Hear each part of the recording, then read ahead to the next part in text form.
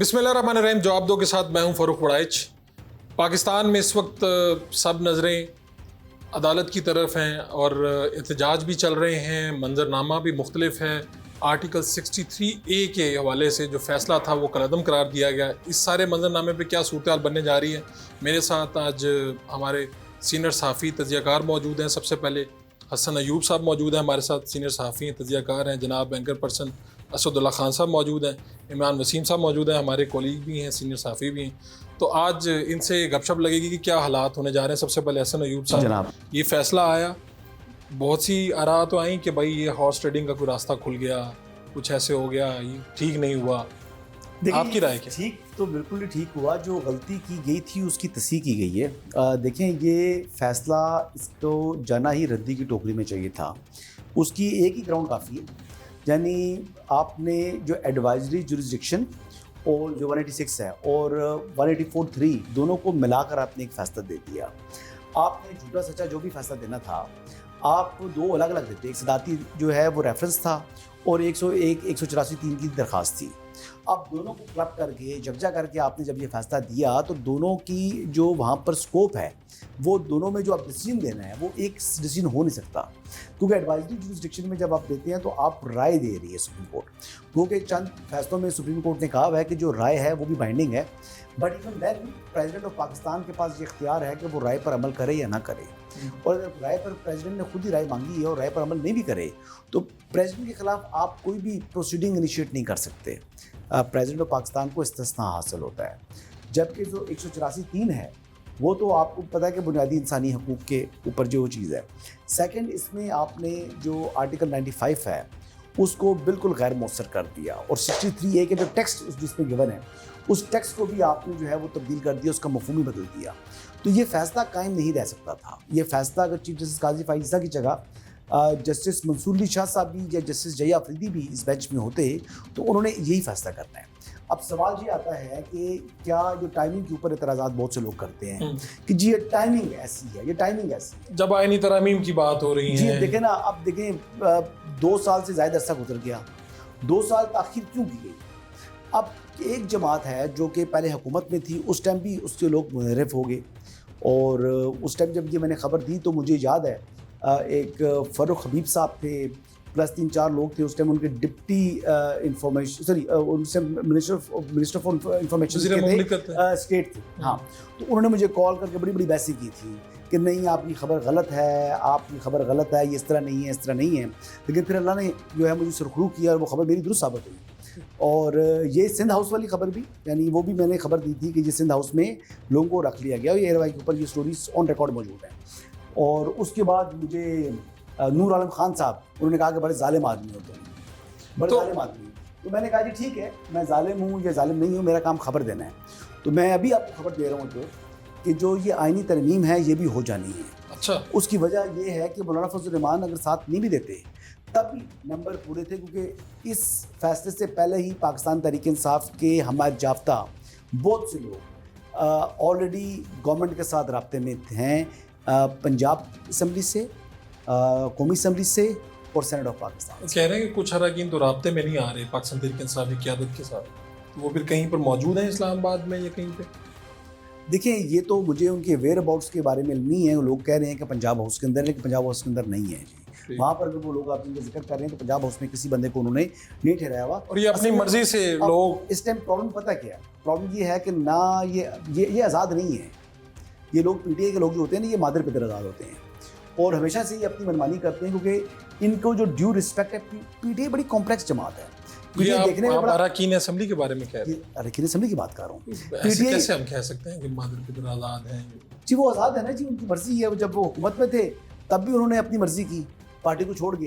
अब अपोजिशन में तब भी वो पार्टी को छोड़ के जा रहे हैं। तो अच्छा, खबर आपने ये दी है कि आईनी तरमीम हो रही हैं, कुछ भी हो जाए, लेकिन पूरी आईनी तरमीम का पूरा पैकेज नहीं होगा जी, पूरा नहीं होगा, पूरा पैकेज नहीं होगा। इसमें आप ये देख लें कि कॉन्स्टिट्यूशनल कोर्ट बन जाएगा, जो जुडिशरी का अकाउंटेबिलिटी है, इस हवाले से जुडिशल कमीशन की कंपोजिशन और फिर जो कारकर्दगी है जजेस के हवाले से, ये एक मैकेनिज्म थोड़ा छोटा सा चीज़ आ जाएगी। और बाकी जितनी चीज़ें आपने मसवदे में देखी हैं फिर उनमें से कुछ नहीं।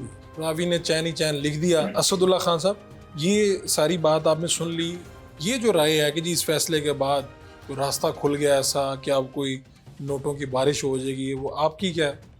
सर देखें, पहले तो मैं फैसले पर एक जुमला कहना चाहता हूँ। देखें, फ़ैसला जो है वो तो मेरे ख़्याल में मुनासिब फ़ैसला है, और वाकई जो पहले फ़ैसला आया था मई 2022 में, उसको अगर मान लिया जाए तो फिर तो आप तहरीक अदम एतमाद किसी शख्स के ख़िलाफ़ ला ही नहीं सकते। फिर इसका मतलब है कि फिर तो आप उसका तसव्वुर ही ख़त्म हो गया। यानी अगर कोई कुछ भी है, जैसा भी है शख्स, उसको हटाने का कोई तरीका नहीं है ना। फिर अगर आप यानी आपके अपने मेंबर्स भी आपके ऊपर अदम एतमाद नहीं कर सकते, तो ये बड़ी एक अच्छी लॉजिक थी ना कि आप अदम एतमाद करें, लेकिन जिस पार्टी का वोट लेकर आए हैं फिर अब आप उस पार्टी को रिप्रेजेंट नहीं करते, फिर आप दोबारा जाएं अवाम के पास मुनरिफ हों और दोबारा इलेक्शन कराएं। तो ये तो एक सेंस प्रिवेल करता है और एक सेंसिबल सी बात है।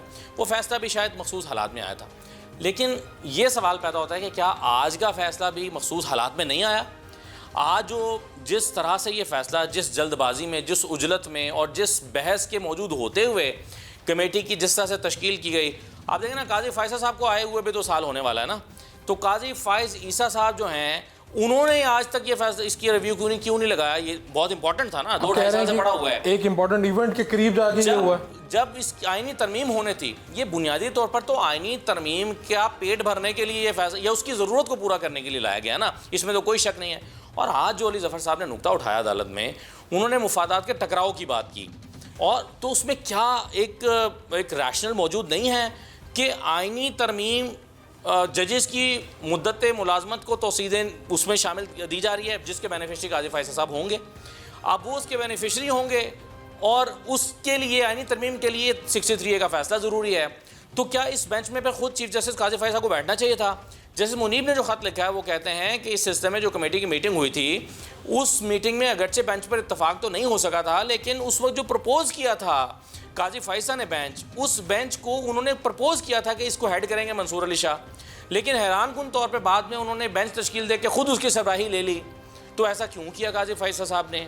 और फिर जब एक इतना बड़ा कॉन्फ्लिक्ट चल रहा है कि कमेटी ऑर्डिनेंस के बाद जो है वो बन सकती है या 2 लोगों की कमेटी फैसला कर सकती है या नहीं, क्योंकि इसमें एक तशरीह ये भी है कि मैंडेटरी है सीनियर प्यूनो जज का बैठना, और अगर वो मौजूद नहीं है तो फिर अब इम्हाम है कि फिर क्या होगा।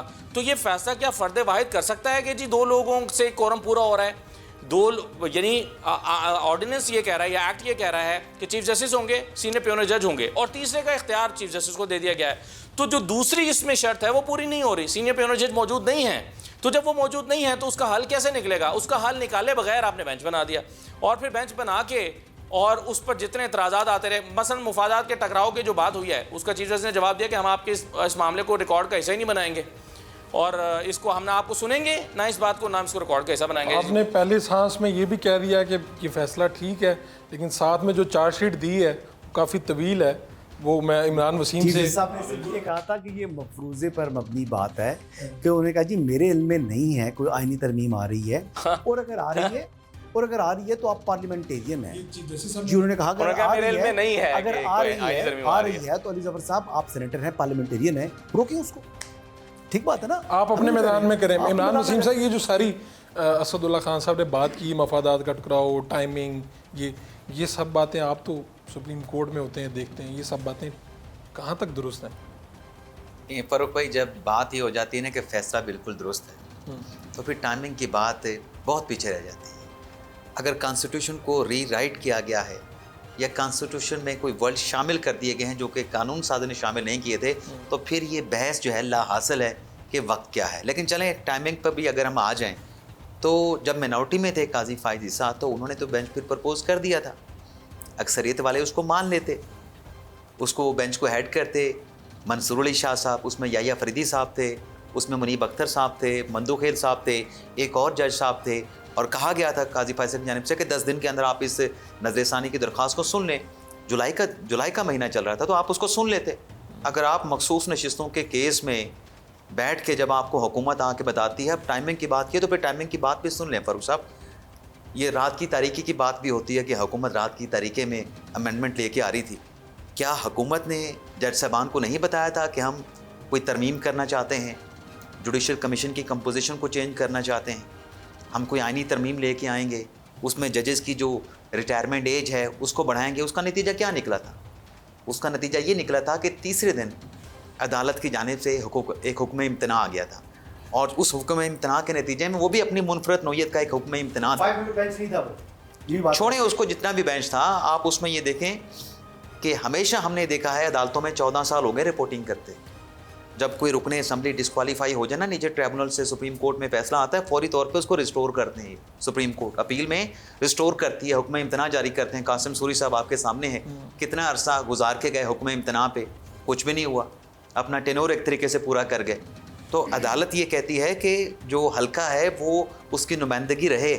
यहाँ पर पहली समात पर वो तमाम जो मखसूस नशिस्तों पे लोग आए थे उनको घर भेज दिया गया, उनको डी नोटिफाई कर दिया गया, हल्कों को अनरिप्रेजेंटेड कर दिया गया। ये अपनी नौयत का मुनफरद हुक्म इम्तना था। टाइमिंग की आपने बात की, आप आ जाएँ, तफसीली फैसला तो नहीं आया। कानून क्या कहता है प्रैक्टिस एंड प्रोसीजर के बारे में जो बात की गई है, यहाँ रूल्स को सामने रख के आपने छुट्टियाँ कर ली। कानून ये कहता है कि 14 दिन के अंदर आपने नजरसानी को सुना, आपने कानून को पसे पुश डाल दिया, आपने साइड पे रख दिया, आपने छुट्टियाँ अवेल कर ली और फिर तफसीली फैसला नहीं आता। और उस वक्त जब हुकूमत रात की तारीकी में तरमीम करने जा रही है, इजलास तो सुबह बुलाया गया था ना, वो तो उसमें ताख़ीर होकर रात तक चला गया, उस वक्त तफसीली फैसला तो नहीं आता, वजाहत आ जाती है, जजेस की वजाहत आ जाती है। टाइमिंग और, कोई आपने और फिर जोड़ा छोड़े, से हर बात फिर में, छोड़े टाइमिंग। नहीं, मैं आपको एक और टाइमिंग की मिसाल दे देता। जी। फिर एक काजी फैसल साहब 9 सवालात देते हैं रजिस्ट्रार साहबा को कि ये जो वजाहत आई है, ये जज साहबान किस कोर्ट में इकट्ठे हुए हैं, किस चैम्बर में इकट्ठे हुए हैं, कहाँ पे इन्होंने मुशावरत किया। आप 14 सितंबर वाली वजाहत निकाल के पढ़े ना, उसमें वही का लफ्ज़ है, उसमें कंसिडरेशन का लफ्ज़ है, उसमें अस का लफ्ज़ है, मल्टीरियल का लफ्ज़ है कि हमारे सामने ये मवाद रखा गया। इसका मतलब है आप इकट्ठे बैठे थे। अब रिपोर्ट जो आई है, रिपोर्ट बताती है कि जजेस ना किसी कोर्ट रूम में इकट्ठे हुए हैं, ना किसी चैम्बर में इकट्ठे हुए हैं। तो ये मशावरत कहाँ से? टाइमिंग जनाब, टाइमिंग फ़र्क बड़ाई साहब, टाइमिंग देखें, टाइमिंग देखें कि जब काजी फैसल ने ये सवालात 9 पूछे, उनका जवाब आना था, उनके जवाब से के आने से पहले वो तफसीली फैसला भी आ जाता, जो कि नहीं आ रहा था, जो कि नहीं आ रहा था। और उस तफसीली फैसले में वो 14 सितंबर वाली जो वजाहत है वो शामिल हो जाती है। अब ये फैसला था डिफेक्टर का, अब ये फैसला था डिफेक्टर का कि अरकान मुनहरफ नहीं हो सकते। बड़ी दिलचस्प बात करने जा रहा हूँ, 2 बातें करूँगा। आपने अरकान को भेड़ बकरियाँ बना दिया। वैसे आप अदालतों में बैठ के कहते हैं कि अरकान असम्बली का भेड़ बकरियाँ हैं, उनका अपना ज़मीर नहीं। आपने उनको भेड़ बकरियाँ बना दिया इस फैसले के ज़रिए कि आप अपनी पार्लिमानी पार्टी के डायरेक्शन के खिलाफ वोट नहीं कर सकते, आप इनराफ नहीं कर सकते।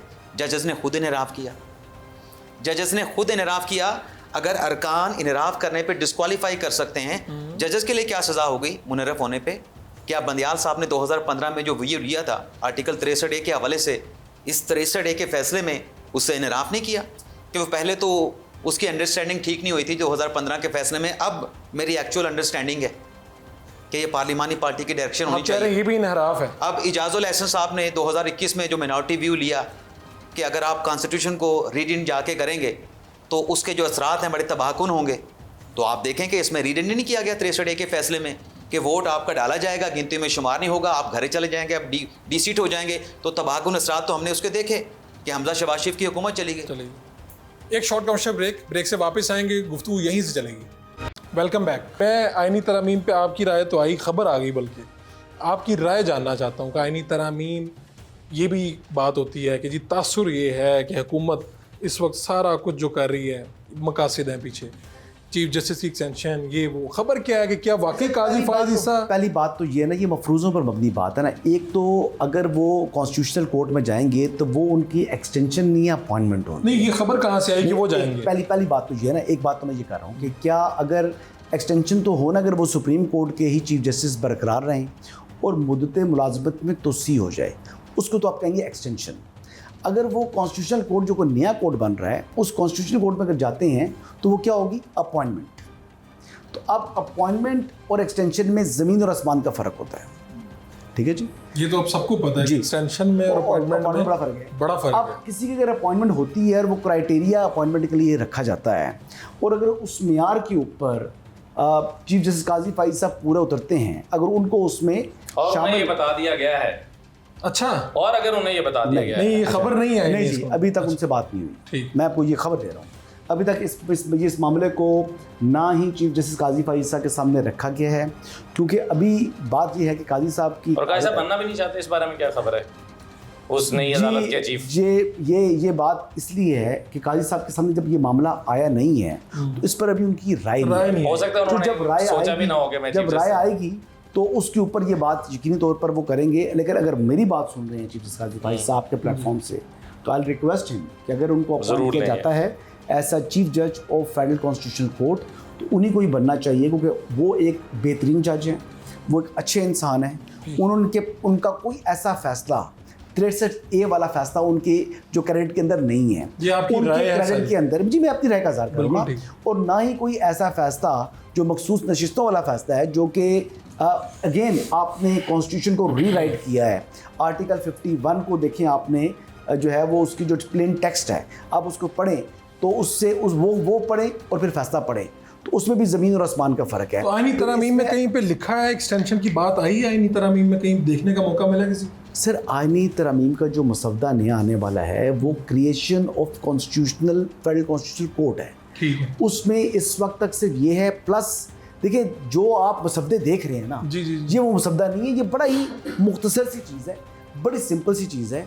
जो बाकी में भी कोई ख्वाहिशात किसी की थी भी तो वो ख्वाहिशात जो है ना अभी इस टाइम पर वो पूरी नहीं होंगी। नहीं तो इसको इतना पोशीदा और या फौरी तौर पे क्यों इस तरह से जी रखा इसका है? इजहार कल बिलावल भुट्टो ज़रदारी साहब ने हमें बता दिया था कि जी पहले हमने जब जिक्र किया, हुकूमत ने जिक्र किया तो फिर जैसे मखसूस नशिस्तों वाला फ़ैसला आना था वो फैसला अचानक से आया। आपको दिखे ना कि वो 5 मेंबर बेंच कॉन्स्टिट्यूशनल किसी भी मामले के लिए जहाँ पर आइन की तशरीह दरकार हो मिनिमम 5 रुकनी बेंच रिक्वायर्ड है और प्रैक्टिस एंड प्रोसीजर एक्ट जो है वो ऑलरेडी इन प्लेस है। उसके बावजूद एक जो है वो मुख्तसर बेंच जो है छोटा बेंच लेस देन 5 मेंबर बैठता है, फिर वो हुक्म इम्तनाई देता है और वो स्टे ऑर्डर देके कहता है जी कि 5 कमेटी को रेफ़र कर देता है कि जी अगर आपने रेफ़र ही करना था तो आप स्टे ऑर्डर देने की क्या ज़रूरत थी, क्योंकि ये बेसिकली खदशा था कि कहीं इससे पहले आईनी तरमीम ना हो जाए। अब ये जब इस तरह खदशात के ऊपर आपने चल कर आपने फ़ैसले करने हैं तो फिर उन फैसलों के ऊपर सवालात उठेंगे। ये देखिए जैसे कई मामला जब चीफ जस्टिस काजी फाइसा के सामने आए, जैसे ट्रिब्यूनल वाला मामला आया था पंजाब की वकाला, तो उस पर उन्होंने स्टे नहीं दिया। वो चाहते तो हुक्म इम्तनाई दे सकते थे, लेकिन उन्होंने मैटर जो है स्टेट कमेटी को रेफ़र किया और कमेटी को कहा कि जिस पर 5 मेंबर बेंच कॉन्स्टिट्यूट किया जाए। फिर कमेटी ने वो बेंच कॉन्स्टिट्यूट करके उस पर फैसला दे दिया। ठीक है। मैं असद साहब मैं आपसे ये पूछना चाह रहा हूँ, ये खबर कहाँ से आई है कि जी काजी साहब ही इसके एक्सटेंशन चाहते हैं या अगर कोई आईनी अदालत बनने जा रही तो उसके वो होंगे? ये तो इनकी ख्वाहिश है ना। हाँ। ये तो इन्होंने अपील की है। एक तो काजी फैसल साहब से जब लॉ मिनिस्टर मिले थे और उन्होंने उनको मिलकर कहा था कि हम आईनी पैकेज लाना चाहते हैं, जिसकी बात में उन्होंने खुद भी तस्दीक की कि हाँ मुझसे कुछ लोग मिलने आए थे और ये बात हुई थी। फिर पिछले दिनों कुछ रिपोर्टर्स ने जब चाय पर खड़े थे और रिपोर्ट किया कि काजी साहब ने कहा कि मैं तो भाई एक्सटेंशन नहीं लेना चाहता और कोई और ले मगर मैं इसका ख्वाहिशमंद नहीं हूँ। तो ये खबर रिपोर्ट हो गई और जब रिपोर्ट हुई तो काजी साहब को जाहिर है परेशानी हुई इस बात में कि ये गलत रिपोर्ट हो गई है। तो उन्होंने फिर वजाहत जारी करवाई। उन्होंने कहा नहीं मैंने ये नहीं कहा कि मैं नहीं एक्सटेंशन लेना चाहता, मैंने ये कहा कि सिर्फ मैं नहीं लेना चाहता, अगर सबके लिए आ रही है तो मैं हाजिर हूँ। वो तो उन्होंने कहा कि जो मामला सबके साथ होगा। तो ये कहना कि उनके इल्म में ही नहीं है कि कोई इस तरह की चीज हो रही है, तो मैं इस बात को नहीं मान सकता कि ये उनके इल्म में ही नहीं है या उनको ये पराया ही नहीं पता या वो अखबार ही नहीं पढ़ते होंगे या वो व्लॉगर्स को नहीं सुनते होंगे, क्योंकि उनको पता है सारे लोग चीफ जस्टिस साहब के पास करने को और भी काम है। ये जरूरी तो नहीं कि वो बिल्कुल होगा, लेकिन उनको पता है कि कब कोई कौन सा सहाबी कब जहाद कर रहा है और कब वो अब मुनरिफ हो गया और वो कौन सा सहाबी अब डॉलर्स के लिए काम कर रहा है। उनको पता है ना, सब सहाफियों का पूरा बायोडाटा उनके पास होता है। तो ये कोई रजिस्ट्रार तो रिपोर्ट बना के नहीं उनको दे रहा ना, अगर दे भी रहा है तो भी उनके इल्म में तो आ गया है। दूसरी बात मुझे ये बताएं कि देखें मैंने अभी जो इमरान वसीम साहब ने पूरा एक दफ्तर खोला और सही है, मैं इनकी कोई बात गलत नहीं है और माशाल्लाह one of the experienced court reporters हैं, इनको मैं चैलेंज नहीं करता। फिर इत्तेफाक लेकिन मुझे हाँ मतलब मेरे लिए काबिल एहतराम है हसन अयूब साहब भी और ये भी। लेकिन मुझे ये बताएं कि इन दोनों अहबाब को कोई ऐसी नज़ीर मिलती है, मेरे इल्म में भी इजाफा कर दें, कि एक 5 मेंबर्स का बेंच बना है, उसमें से एक जज फॉर वन रीज़न और दी अदर वो उस बेंच का उस दिन हिस्सा नहीं बन सके, क्या बाकी 4 लोग का बेंच वो बैठ सकता है और बैठ के ऑर्डर ऑफ द डे जारी कर सकता है? लेकिन ये हुआ। इसका जवाब हाँ है या ना है आपकी तरफ से? नहीं, इसी कोई नज़ीर नहीं है। ठीक है, मेरे इल्म में नहीं, आपके इल्म में नहीं है, आपके इल्म में भी नहीं ऐसा कुछ हुआ? मैं सर आपको दे देता हूँ प्रेसिडेंट, कोई ऐसा इशू नहीं है। अच्छा चलो देंगे तो चलिए भी वो आ जाएगा, मेरे इल्म में इजाफा हो जाएगा। लेकिन वो ऑर्डर ऑफ द डे उस दिन जारी हुआ और उस दिन मुनीब अख्तर साहब के बगैर वो बेंच बैठ के और उसी ऑर्डर की रोशनी में फिर अगले दिन की सारी कार्रवाई हुई और उसको फिर जो है वो उसकी बुनियाद पर कमेटी बनी और वो अगले दिन रेफर भी किया चीफ जस्टिस साहब ने।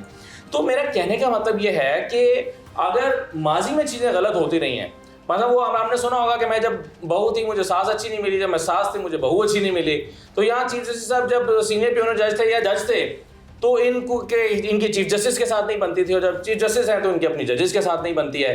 उमर अता बंदयाल साहब के खिलाफ इन्होंने मुसलसल सदाए एहतजाज बुलंद किए रखी और जब इनको एक बेंच से निकाला गया था 2015 में गालिबन साकिब निसार साहब के दौर में, तो इन्होंने नोट लिखा था और उन्होंने कहा था, और वो नोट आज मौजूद है, रिकॉर्ड का हिस्सा है, उन्होंने कहा था कि इस तरह से किसी जज को उसकी मर्जी के खिलाफ बेंच से नहीं निकाला जा सकता जब तक कि वो रिक्यूजल ना दे, वो रिक्यूज ना करे।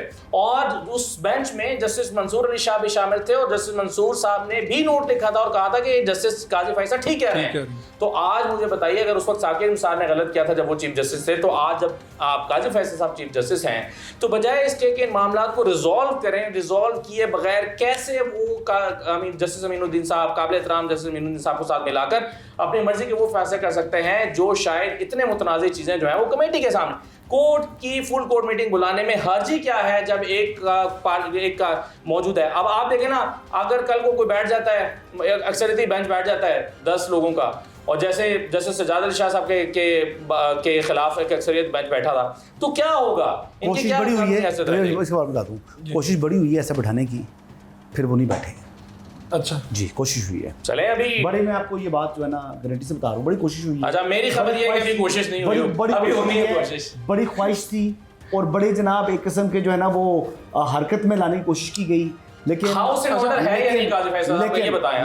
लेकिन ये क्या हाउस इन ऑर्डर है? हाउस इन ऑर्डर है। जो खतूत आ रहे हैं कमेटियों में बैठने से इनकार हो रहा है, बेंच में बैठने से इनकार हो रहा है, वो खतूत जो हैं वो पहले मीडिया को मिलते हैं, बाद में चीफ जस्टिस को मिलते हैं। तो चीफ जस्टिस के खत में भी हुआ, ऐसा नहीं होता। क्या हुकूमत आईनी तरामीम में कामयाब हो पाएगी या नहीं हो पाएगी? खबर क्या है? एक short commercial break. Welcome back. आईनी तरामीम पे क्या मसला है? यानी आपको इस पे लाने पे इतराज है? आईनी अदालत होनी चाहिए, नहीं होनी चाहिए? देखिए, आईनी तरामीम मौलाना फजल रहमान नहीं मान रहे, ये बात हुकूमत को पता है, बहुत दिन से पता है। इसका मतलब है हुकूमत का सारा इन्हिसार उन मुनहरिफ लोगों पर है जो वो तहरीक इंसाफ के तोड़ना चाहते हैं। अच्छा, अब वो मुनहरिफ लोग जो हैं उनका वोट शुमार करने के लिए 63 ज़रूरी था। अब आप कड़ियाँ मिला के देखें ना, प्रैक्टिस एंड प्रोसीजर ऑर्डिनेंस जो है वो चैलेंज होता है लाहौर हाई कोर्ट में, और ये 23 तारीख को चैलेंज होता है और लाहौर हाई कोर्ट पहले जस्टिस फैसल जमान साहब के पास जाता है, chief justice Lahore high court उसको अपने पास लेकर जाती हैं, उस दिन अगले दिन वो छुट्टी कर लेती हैं, कोर्ट में मौजूद रहती हैं, केस नहीं सुनती। ठीक है, यही एतराज़ जस्टिस मुनीब साहब पे भी उठाया गया ना, वो कोर्ट में मौजूद रही, केस नहीं सुना, उसके बाद अगले दिन उन्होंने सुना और इस पर मज़ीद राय तलब करने के लिए इसको 2 तारीख को डाल दिया, जबकि जो समाअत थी 63 की वो 30 तारीख को होना थी। भाई जब 30 तारीख को वो मामला नहीं सिमट सका, तो 2 तारीख को जब दोबारा लाहौर हाई कोर्ट में समाअत हुई तो चीफ जस्टिस साहिबा ने इसको उठाकर फिर अगली तारीख, लंबी तारीख डाल दी। यानी ऑर्डिनेंस को पॉइंट समझ पा रहा हूँ, आप कह रहे हैं कि सब कुछ चाहे अदालत में हो रहा है, चाहे पार्लियामेंट में हो रहा है, ये सब कुछ मिलजुल के हो रहा है। देख लें, क्या ये आईनी तरमीम जो लोग कह रहे हैं कि हमने 8 तारीख को मंजूर करा लेनी है, उनको क्यों ये यकीन है कि उससे पहले 63A का फैसला आ जाएगा और यही फैसला आएगा? क्यों यकीन है उन्हें? ये बिल्कुल ऐसे ही है जैसे लाहौर हाई कोर्ट में जैसे बाकी नजफी की अदालत में ECL से नाम निकालने के लिए शहबाज शरीफ साहब ने, जब वो लीडर ऑफ द अपोजिशन थे, तो उन्होंने एक दरख्वास्त डाली थी कि मैं बाहर जाना चाहता हूँ और मुझे बाहर जाने के लिए मेरा नाम ECL से निकाला जाए। उनको इतना यकीन था कि उन्होंने टिकट पहले बुक करा ली थी, दरख्वास्त अदालत में बाद में दी थी। ठीक है, ये कड़ियाँ आपको भी नज़र आ रही हैं कहीं मिलती हुई जो खान साहब ने मिलाई हैं? थोड़ा फ़र्क बड़ा साहब, मसला ये कि आपका स्टूडियो नवा है, मतलब नया स्टूडियो है ना, आज आप यहाँ पे ये हमने बना दिया स्टूडियो, आज आपने इसको स्टूडियो हमने बनाया, तो कॉपी पेंसिल नहीं है यहाँ पे। अच्छा, एक पॉइंट्स के ऊपर बड़े जवाब हैं हर एक के पास, तीनों के पास, आई एम श्योर। अब ये जो बात होती है ना कि ये मुनीब अख्तर साहब को शामिल नहीं किया गया, इसकी कोई मिसाल है? तो मिलिट्री कोर्ट वाला भी एक बेंच बना था, नहीं 4 वाली बात करें जनाब, एक मिनट ठहरे तो सही। हाँ बैठे तो बदियाल साहब उठ के थे। यार ये क्या है, आप इधर से बैटिंग कर रहे हैं, वो बॉलिंग कर रहे हैं, क्या चल रहा है? नहीं समझ आ गई मुझे बात, वो याद आ गया। मैं जो मिलिट्री कोर्ट का 9 रुकनी बेंच बना था, हाँ, उससे काजी फाइज साहब भी उठे थे, हाँ, उससे तारिक मसूद साहब भी उठे थे, और उन्होंने क्या कहा था कि हम बेंच से रिक्यूज़ नहीं कर रहे। प्रैक्टिस एंड प्रोसीजर कानून आ चुका है, पहले उसको डिसाइड कर लें। आपने एक कानून का जन्म होने से पहले उसको सस्पेंड कर दिया, ये कानून में कोई गुंजाइश सबर तो करें। सर सुने तो सही सर, तसल्ली तो रखें, तसल्ली करावाना थोड़ी, 2 मिनट तसल्ली तो करें। वो कानून बनने से पहले सस्पेंड कर दिया गया था, मतलब उसकी इन्फोर्समेंट भी नहीं हुई थी। काजी फैसल साहब का व्यू ये था कि आप कानून को सस्पेंड नहीं कर सकते, आप कानून का जुडिशियल रिव्यू करके उसको सेट असाइड कर सकते हैं, कानून को आप नाफिज होने से नहीं रोक सकते। इवन के सदर के दस्तखत से आपने रोक दिया। यहाँ पर जो सदारती रेफरेंस आया ना, गलत या सही, लॉफुल है, अनलॉफुल है, कॉन्स्टिट्यूशनल है, अनकॉन्स्टिट्यूशनल है, फिलहाल फॉर द टाइम बीइंग वो इनफोर्स है, वो लागू हो चुका है जब से जारी हुआ है। इसमें कोई बहस नहीं है। तो जब जारी हो चुका है तो जजेस का हल्फ क्या है? मैं बहस करता हूं। जजेस का हल्फ ये है कि वो आप कानून को भी फॉलो करेंगे, आप आइन को भी फॉलो करेंगे। ऐसा हो नहीं सकता कि जजेस जो हैं अपने कानून और अपना जो आइन है उसको फॉलो ना करें। अब यहाँ जो बात हो रही है कि मुनीब अख्तर साहब बेंच में शामिल नहीं हो रहे, तो मुनीब अख्तर साहब को बेंच में शामिल करने की कोशिश की गई, लेकिन वो शामिल नहीं हो रहे। एक प्रिंसिपल है डिस्पेंसेशन ऑफ जस्टिस का, तयशुदा पैरामीटर है ये कि उसमें रुकावट नहीं आ सकती। अब यहाँ पे सवाल हुआ कि मंसूर अली शाह साहब जो है वो कमेटी में नहीं बैठेंगे, जो कमेटी की जो कंपोजिशन है वो मुकम्मल नहीं होती। अब सिस्टम को आपने चोक करना है, कमेटी का एक रुकन ना आए तो क्या कमेटी फैसला कर पाएगी? क्या ये बात दिमाग को आपको एक्सेप्ट करती है कि 3 बंदों की कमेटी है, एक बंदा आए ना तो सारा निज़ाम तो रुक गया आपकी अदालत का। इसी तरीके से एक जज साहब ऑथर जज हैं, वो नहीं आते, वो दिल में नहीं चाहते कि मैंने इस फैसले को रिव्यू करना है, वो बेंच में ना बैठें, तो क्या इंसाफ की फराहमी का जो कि आपका कॉन्स्टिट्यूशनल राइट है आइन के आर्टिकल 188 के तहत, क्या वो फारिग हो जाएगा? क्या वो उस जज का मोहताज रहेगा? और फिर रूल्स में ये नहीं लिखा गया कि लाजमन नेसेसरी है, ऑथर जज कंपलसरी है कि ऑथर जज उसमें मौजूद हो। उसमें प्रैक्टिकल क्या लफ्ज़ है वो मेरी ज़ुबान पे नहीं आ रहा, कि अमली तौर पे कोशिश की जाए कि उसको शामिल कर लें, लेकिन लाजम नहीं करार दिया गया।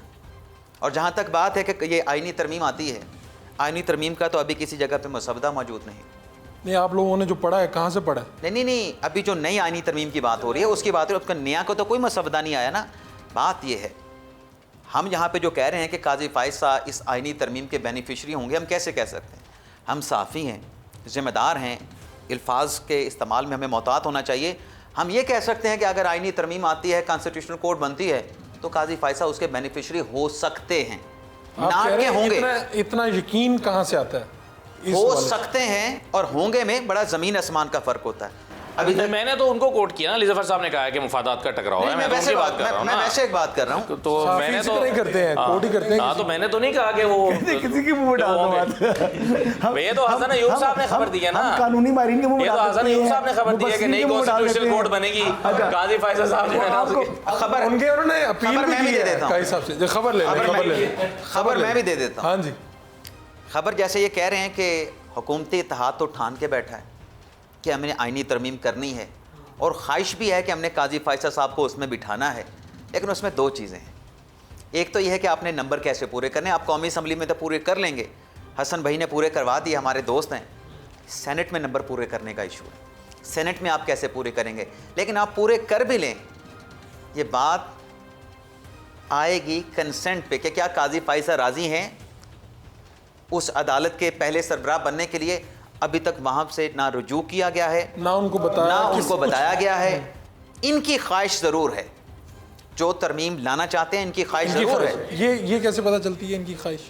कल बिलावल भुट्टो ज़रदारी के साथ मुलाकात है, उसने कहा कि मैं करके रहूँगा, मैंने आइनी तरमीम करनी है, आइनी अदालत बनानी है, हमारे COD का हिस्सा है। उनसे ये भी सवाल हुआ कि ये तो एस्टेब्लिशमेंट पहले नेक्सिस रहा अदलिया का इसके साथ, तो अब आप एस्टेब्लिशमेंट आपके साथ हो गई है और अदलिया जो है उसकी महाजरा इस्टेब्लिशमेंट के साथ चल रही है। तो इसका बड़ा खूबसूरत जवाब दिया बिलावल भुट्टो ज़रदारी ने। उसने कहा जी मेरा मंशूर है चार्टर्ड ऑफ डेमोक्रेसी, उस मंशूर में शामिल है, उसमें शामिल है आईनी अदालत। और अगर तरमीम हुई तो है, इतने सालों में कहाँ जाके आईनी अदालत वाली बात आती है? इससे पहले PDM को एक मौका पहले मिला, उससे पहले पीपल्स पार्टी। इसकी रीजनिंग ले लें, रीजनिंग है ना, रीजनिंग ले लें। जब 18वीं तरमीम पास हुई, उस तरमीम को पास करने से पहले एस्टेब्लिशमेंट नहीं चाह रही थी, क्योंकि वो अदलिया के पीछे खड़ी थी, वो नहीं चाह रही थी फेडरल कॉन्स्टिट्यूशनल कोर्ट बने। और फिर उसके बाद कल बिलावल जरदारी साहब ने कहा कि 2016 तक तो, बल्कि 17 तक उन्होंने कहा नून लीग को वो वाली अदलिया पसंद थी, नहीं थी ना साथ, वो वाली अदलिया पसंद थी। और 2017 से आगे रोड दिया गया था। 2017 से आगे ने जब 19वीं तरमीम ये लाई गई थी, वो क्यों लाई गई थी कि बाजू मरोड़ दिया गया था। तो अब पीपल्स पार्टी, नून लीग, अब एस्टेब्लिशमेंट, देखिए गलती सभी तमाम सियासी जमातों से अपने अपने अदवार में गलतियां होती हैं। देखिए उस वक्त ड्राइविंग सीट के ऊपर थी पीपल्स पार्टी, लेकिन उनकी साथ लेग पुलिंग की सियासत तक मुस्लिम लीग नवाज़ ने की है, जो ग्राउंड रियलिटी है। इससे आप अगर आप कहें कि जी नहीं है तो वो नहीं, लेकिन अपनी गलती से सीखा ना मुस्लिम लीग नवाज़ ने।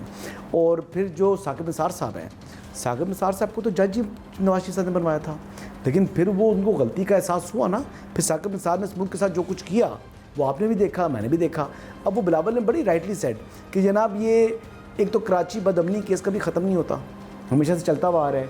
फिर हमारे जजेस ने जो है वो डैम बनाने की ठान ली, अपना काम करें ना करें, दूसरों के काम में इंक्रोचमेंट की है, हमारी जुडिशरी ने इंक्रोचमेंट की है और इल्ज़ाम ये लगाती है कि हमारे अंदर मुदाखलत हो रही है। आप मुझे बता दें कि कौन सा ऐसा काम है जिसके अंदर हमारी अदलिया मुदाखलत नहीं कर रही एक सालों से। यानी 2013 से ऑनवर्ड अगर आप देखें, 2013 से बल्कि पहले देखें तो पहले से ये काम शुरू है। इफ्तिखार चौधरी की रेस्टोरेशन से आप देखें काम स्टार्ट है और आज तक जारी है। लेकिन बाज़ दफ़ा किसी एक पार्टी को अच्छी लगती है ये मुदाखलत, उसके बावजूद ये शोर मचाया जाता है कि जी हमारे अमूर के अंदर मुदाखलत हो रही है। जजेस जो हैं वो इनफरादी तौर पर काम करते हैं, जजेस की यूनियन नहीं होती। लेकिन अब हमने देखा कि जजेस जो हैं वो यूनियन में काम करना शुरू कर दिया। 6 जजेस का इकट्ठा ख़त लिख देना। अब उन 6 जजेस ने जो हाई कोर्ट के मोअज़्ज़िज़ जो जजेस हैं उन्होंने ख़त लिखा और जिन वाक़यात का जिक्र किया है वो जिक्र तो साबिक़ चीफ जस्टिस उमर ता बंदयाल के ज़माने की हैं। उनको इस टाइम के ऊपर लिखने का मकसद क्या था? ये जुडिशल पॉलिटिक्स है। एक short commercial break, welcome back. अच्छा, अब मुझे प्रोग्राम जो कि ख़त्म करना है, मेरे पास 5-7 मिनट हैं। PTI का जो एहतजाज है, यहाँ पर वज़ीर दाखिला का भी बयान आ गया कि भाई यहाँ पे अहम इजलास हो रहे हैं, SC होने जा रही है, मुख्तलिफ ममालिक के सरबराहान आ रहे हैं। तो आपकी मैं राय बहुत चूँकि अहम होती है और ख़बर भी होती है। देखें, अली बिन गंडापुर के लिए बड़ी मुश्किल बन गई है। एक तरफ तो उसको ताने सुनने को मिल रहे हैं इमरान खान साहब के, और दूसरी तरफ जो ग्राउंड रियलिटी है उनके लिए कोई इतना इजी नहीं है, रास्ते क्लियर नहीं है कि वो आ जाएं। और सेकंड, एक कानून भी बना हुआ है इस्लामाबाद में एहतजाज से मुतल्लिक, रेड जोन से मुतल्लिक। तो ऐसी सूरत हाल में अली बिन गंडापुर के लिए देखें, अगर वो इमरान खान की बात नहीं मानते तब उनके लिए मुश्किल है, और अगर वो एग्जैजरेट करते हैं और रियासत पर एक किस्म का हमला ही करते हैं तो फिर वो CMशिप उनकी ख़त्म हो जाएगी, गवर्नर रूल लग जाएगा।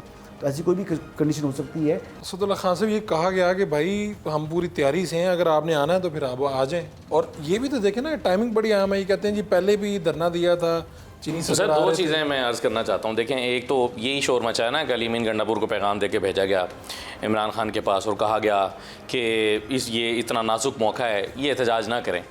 तो इमरान खान ने जवाब में क्या कहा होगा? कुछ शराइत रख दी होंगी, और उनमें से अगर एक शर्त ये हो कि ठीक है हम अपना एहतजाज मौखर कर देते हैं, आप आईनी तरमीम को ज़रा 20 दिन के लिए मौखर कर दें, SCO के बाद आईनी तरमीम SCO के बाद ले जाएं, हम भी अपना एहतजाज SCO के बाद ले जाएं।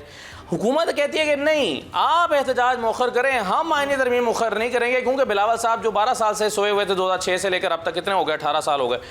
तो आज अचानक उनको आंख खुली है, वो जागे हैं, और उनको ख्वाब में कोई बुजुर्ग आए थे, उन्होंने कहा था कि ये 8 तारीख से पहले आईनी तरमीम होनी चाहिए, वरना 25 के बाद तो बड़ा मसला हो जाएगा। उन्होंने तो करानी ही करानी है एहतजाज, बस तुम एहतजाज मौखर कर दो, हम आईनी तरमीम मौखर नहीं कर सकते। क्यों भाई? वो कहते हैं कि आईनी तरमीम तो पार्लियामेंट के अंदर होनी है, एहतजाज बाहर होना है। नहीं तो आप आईनी तरमीम को 20 दिन के लिए मौखर कर देना, क्या हर्ज है? जबकि ये कह रहे हैं, सर देखें ना मेरी बात सुने, जब आपने काजी फाइसा साहब ने, उनकी रिफ्रेश अपॉइंटमेंट ही होनी है ना, उम्र के कैद के बगैर उनकी एलिवेशन नहीं होनी, तो फिर तो आप 25 के बाद, उनके रिटायरमेंट के बाद भी उनकी अपॉइंटमेंट कर दीजिएगा ना, क्या मसला है? फिर आप करते हैं 20 दिन के लिए एहतजाज को। SCO is the most important for everyone, यानी उनके लिए भी, इमरान खान के लिए भी इंपॉर्टेंट उतनी ही होनी चाहिए जितनी सबके लिए इंपॉर्टेंट है। तो कर दें एहतजाज को मौखर। मंजर क्या है? कंटेनर लगे हैं शहर में, आप सारे लगे हुए हैं, तो मुझे वो गारंटी आप दे नहीं पाएंगे ना कि ये लोग कहाँ तक आएंगे। नहीं, तो फिर गारंटी तो आप किसी पॉलिटिकल पार्टी की नहीं दे सकते जब आप उनको एहतजाज की इजाज़त देते हैं। तो ये जब मियां नवाज शरीफ साहब ने लॉन्ग मार्च निकाला था अदलिया की बहाली के लिए, तो क्या पीपल्स पार्टी से इजाज़त दी थी कि हम ये कंटेनर्स उठा के साइड पे करेंगे और मॉल रोड पे तमाशा लगेगा? मॉल रोड पे क्या आंसू गैस की शेलिंग आपको भी याद होगा उस दिन नहीं हो रही थी? क्या नवाज शरीफ साहब जब घर से निकले थे और मॉडल टाउन से निकलने के बाद क्या वो सारे कंटेनर इनके कारकुनों ने अपने हाथों या क्रेनों से या जैसे भी उठा के साइड पर करके रास्ता नहीं बनाया कह था? रहे तब चीनी सदर नहीं आ रहे। क्या चल ना आ रहे हो चीनी सदर, वो चीनी सदर का आना या ना आना शंघाई ताउन तंजीम का वो इजलास है। सही है। मैं तो ये कहता हूँ कि तरीके इंसाफ को नहीं करना चाहिए, लेकिन साथ ही साथ हुकूमत को भी ये 15 दिन के लिए ठीक है, ऑफर आपकी करने दोनों क्या से हर्ज है? अपील है, हुकूमत से दोनों भी, को, मैं जैसे तरीके समझता हूँ कि इंसाफ से दोनों भी। को इस पर गौर करके एक इफ़हाम व तफहीम के साथ, क्योंकि एसईओ तो सबको अजीज है ना। बिल्कुल ठीक है। आखिरी कमेंट ये है कि पाकिस्तान तहरीक इंसाफ का एहतजाज वज़ीर दाखिला ने भी कह दिया हम तैयारी से हैं। आपको क्या मंजरनामा, आप शहर से होके आ रहे हैं, क्या देख रहे हैं? मेरे ख्याल मंजरनामे पे तो दोनों बात कर चुके हैं। मैं सिर्फ 2 चीज़ें और शामिल कर लेता हूँ कि ये आईनी तरमीम जो कहा गया कि इसको आप मौखर कर दें, एहतजाज PTI मौखर कर दे। ये जो बिलावल ज़रदारी साहब ने पिछले दिनों स्टेटमेंट दिया था ना, वो कोई रिस्क लेने के लिए तैयार नहीं। उन्होंने कहा था कि हम उंगली पकड़ाते हैं तो आगे से वो बाजू पकड़ा देते थे, तो वो कोई किसी किस्म का रिस्क लेने के लिए तैयार नहीं, क्योंकि यहाँ पे जो अभी पिछले दिनों जो टाइमिंग की मैंने आपके सामने मिसालें पेश की हैं वो आपके सामने हैं। 25 के बाद बिलावल ने कहा कि इन्होंने करने नहीं देनी। अच्छा, ये खत्म, इन्होंने नहीं करने देनी। और इसलिए जो होना है 25 से नहीं पहले मतलब क्यों नहीं करने देंगे? 25 के बाद ऐसा क्या हो जाएगा? मखसूस नशिस्तों का आप फैसला कह रहे हैं कि कुछ तब्दीली ऐसी आनी है बड़ी उसने जिसकी कहा- वजह से मुमकिन नहीं उसने होगी। कहा 25 मखसूस नशिस्तों का फैसला और 14 सितंबर की जो प्रेस रिलीज जारी हुई, जो वजाहत जारी हुई, ये हमारे लिए पैगाम है। तो हम ठीक है। किसी किस्म का इसलिए जो खतरा होना है बोल पहले रहे हैं। होना तो है। आप तस्लीम करें ना कि फिर एक शख्स आपके लिए इतना ज़रूरी है कि आप चाहते हैं वो कंटिन्यू करेगा तो आपके मफादात का नहीं, तहफ़्फ़ुज़ वो तो होगा, मैं आपको क्योंकि पहले अगर कह कोई चुका और आ जाएगा तो आपके सियासी मफादात का तहफ़्फ़ुज़। इसका जवाब ये ये है, ऐसे ही- इसका जवाब उन्होंने ये दिया है कि उन्होंने कहा है कि ये मतलब माजी की चीफ जस्टिस साहिबान से मुख्तलिफ है, जिसने अपने इख्तियारात जो इंक्रोच स्पेस है, जुडिशरी ने स्पेस इंक्रोच की है, वो वापस देने के लिए तैयार है। तो ये एक बेसिकली उम्मीद ही करें तो काजी साहब है ना, काजी साहब ने ही जो है मास्टर ऑफ द रोस्टर को ख़त्म किया है। नहीं, अब तो दोबारा मास्टर ऑफ द रोस्टर बन गया ऑर्डिनेंस के बाद, सर बन गया। शाह साहब पे यकीन का भी इजहार किया उन्होंने, बिलावल साहब ने। बिलावल साहब ने यकीन का इजहार किया, लेकिन ये तो टेस्टेड है ना जी। और देखें शाह साहब के मतलब एक बेहतरीन जज हैं, लेकिन उनके जो मशीर हैं आजकल वो उनसे गलत फैसले मुसलसल करवा रहे हैं। ठीक है, अल्लाह करे कि मुल्क के लिए सब अच्छा हो, ये एहतजाज वगैरह की नतीजे में पाकिस्तान के लिए कोई मुश्किल ना आए। आपका बहुत शुक्रिया इमरान वसीम साहब, असदुल्ला खान साहब, जनाब हसन अयूब साहब, आप सब तशरीफ़ लाए। और आज आर्टिकल 63A हो या मुल्की सूरत हाल हो या पाकिस्तान तरीके इंसाफ का एहतजाज हो, इनकी राय आई सामने, और इसी दुआ के साथ कि पाकिस्तान के लिए जो भी दिन आए वो अच्छा आए। अपने मेज़बान फ़ारूक वड़ाइच को दीजिए लाने के बाद।